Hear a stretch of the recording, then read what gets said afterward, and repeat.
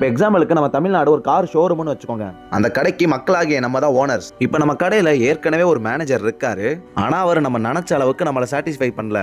அதனால நம்ம வேற மேனேஜரை போடுவோமான்னு யோசிச்சுக்கிட்டு இருக்க டைம்ல அப்போ ஒரு பையன் வந்து நம்மள்ட்ட பயங்கரமா பேசுறான். என்னைய மட்டும் நம்பி உங்க கடையை விட்டு பாருங்க சார், நான் இதை எங்க கொண்டு போறேன் பாருங்க சார், அது இதுன்னு பயங்கரமா பேசுறான். நமக்கு அவன் பேசுற வார்த்தையெல்லாம் கேட்கும் போது ஆகா, உன்ன மாதிரி ஒரு ஆளை தாண்டா தேடிக்கிட்டு இருந்தேன், நீ வாடா, நீ வந்து உட்கார்றா, நீ உட்கார்ந்தா தாண்டா இந்த கடை உருப்படுன்னு சொல்லி அவனை நம்ம மேனேஜர் பொறுப்புல உட்கார வைக்கிறோம். அவனை உட்கார வைக்கிறதுக்கு முன்னாடி அவன் ஊன் பேசுறான், அது பண்ணிடுவேன், இது பண்ணிடுவேன், அப்படி மாத்திடுவேன், இப்படி மாத்திடுவேன் பேசுறான். நம்மளுக்கு கேட்கும் போது அது ரொம்ப சந்தோஷமா இருக்கு. பரவாயில்லையே, நம்ம கஷ்டத்தெல்லாம் தீர்த்து வைக்கிறதுக்கு ஒருத்தன் வந்துட்டானே, இனிமே நம்ம கடைக்கு நல்ல ப்ராஃபிட் கிடைக்க போகுதுன்னு இருக்கிற பழைய மேனேஜரை தூக்கிட்டு இவனை உட்கார வைக்கிறோம். ஏன் நம்ம இவரை உட்கார வைக்கிறோம்? நம்மளுக்கு நல்ல ப்ராஃபிட் வேணும், நம்மளுக்கு நல்லது நடக்கணும். அதனால தானே நம்ம மேனேஜரை மாத்தணும். நம்மளுக்கு நல்ல ப்ராஃபிட் கிடைக்கணும் தானே நம்ம மேனேஜரை மாத்தணும்.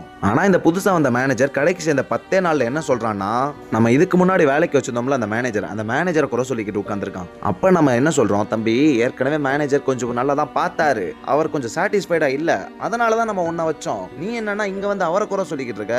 இப்ப நம்மளுக்கு குறை பேசலாம் டைம் இல்ல தம்பி, நம்ம வேலையை மட்டும் தான் பார்க்கணும் மக்களாகிய நம்ம அவர்கிட்ட சொல்றோம். சரி, நம்ம இவர்கிட்ட கடையை ஒப்படைச்சிட்டோமே, ஒழுங்கா தான் பார்த்து பாருன்னு செக் பண்ணலான்னு உள்ள போய் பார்த்தா நம்ம கார் ஷோரூம்ல ஒரு காரை காணோம். என்னப்பா தம்பி இங்க ஒரு கார் நின்னுச்சு, அதை காணமே என்னப்பான்னு கேட்டான். அதுக்கு பதில் இல்ல. டே தம்பி, உன்னை நம்பி நான் வேலையை கொடுத்து பழைய மேனேஜர் தூக்கி உன்னை உட்கார வச்சிருக்கேன்டா, அதுக்கு தகுந்த மாதிரி நடடான்னு சொன்னாலும் திரும்ப பழைய மேனேஜரே குறை சொல்றான். டே தம்பி, நடக்கிற பிரச்சனைக்கும் அதுக்கும் சம்பந்தமே இல்லடா, நான் உன்கிட்ட பொறுப்பு ஒப்படைச்சிட்டேன், நீ தான் பாத்துக்கணும், இனிமே நல்லபடியா பாத்துக்கோன்னு சொன்னா அடுத்த வாட்டி வந்து பார்த்தா ஒரு கார் ஒன்று உடஞ்சிருக்கு. டே தம்பி, என்னடா கார் உடஞ்சிருக்கேன்னு கேட்டா அதுக்கும் பதில் இல்ல. என்னப்பா தம்பி, நீ கடைக்கு சேர்ந்த 20 நாளுக்குள்ள இவ்வளவு விஷயம் நடந்திருக்கு, இதுக்கு ஏதாவது பதில் சொல்லுப்பா, இவ்வளவு சேதாரம் ஏற்பட்டிருக்குப்பா, ஏதாவது பதில் சொல்லுப்பானா அமைதியா உட்காந்துருந்தா நம்மளுக்கு எப்படி இருக்கும்? ஏண்டா, நானே கஷ்டப்பட்டு ஒரு கடையை ஓபன் பண்ணி அதுக்கு உன பொறுப்பு ஒப்படைச்சு விட்டுட்டு போனா 20 நாளுக்குள்ள இவ்வளவு பிரச்சனையா இருக்கே, என்னடான்னு கேட்டா வாயை திறக்காம வந்தா நம்மளுக்கு எவ்வளவு கோவம் வரும். இதுதான் இதே சேம் தான் விஜய் பண்றாரு. நம்ம அவருக்கு பெரிய பொறுப்பை கொடுத்து உட்கார வச்சா நம்ம என்ன கேள்வி கேட்டாலும் பதில் இல்ல, சட்டசபையில கேள்வி கேட்டாலும் பதில் இல்ல, பிரஸ்ஸுக்கு ரிப்போர்ட் கேட்டாலும் பதில் இல்ல.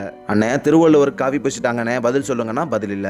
அண்ணே பிஜேபி எல்லாம் சேர்ந்துக்கிட்டு மாட்டை வெட்டக்கூடாது இதுங்க கூடாதுன்னு சட்டத்தை கொண்டு வராங்கன்னு பதில் சொல்லுங்கன்னா பதில் இல்ல. அண்ணே கொலை கற்பழிப்புங்கிறது இப்ப அதிகமா நடக்குதுன்னு பதில் சொல்லுங்கன்னா பதில் இல்ல. அண்ணே உங்க எம்எல்ஏ எல்லாம் லூசுத்தனமா பதில் சொல்லிக்கிட்டு லூசுத்தனமா பிஹேவ் பண்ணிக்கிட்டு இருக்காங்கன்னு பதில் சொல்லுங்கன்னா பதில் இல்ல. இதை நான் எதுக்காண்டி சொல்றேன்னா, நம்ம தான் ஓனர்ஸ், நம்ம தான் கேள்வி கேட்டாகணும். நம்ம அவரை பொறுப்பு கொடுத்து உட்கார தான் வச்சிருக்கு. அவர் ஒன்னும் ஓனர் கிடையாது, அவர் நம்மளுக்கு வேலை செய்தவர், நம்மளுக்காண்டி வேலை செய்ய வந்தவர். அப்ப நம்மளுக்காண்டி வேலை செய்ய வந்தவர்கிட்ட கேள்வி கேட்போமா மாட்டோமா? அதனால மக்களாகிய நீங்க என்ன கட்சி யார் என்ன தப்பு நடந்தாலும் தைரியமா உங்க குரலை ஒசத்தி கேளுங்க.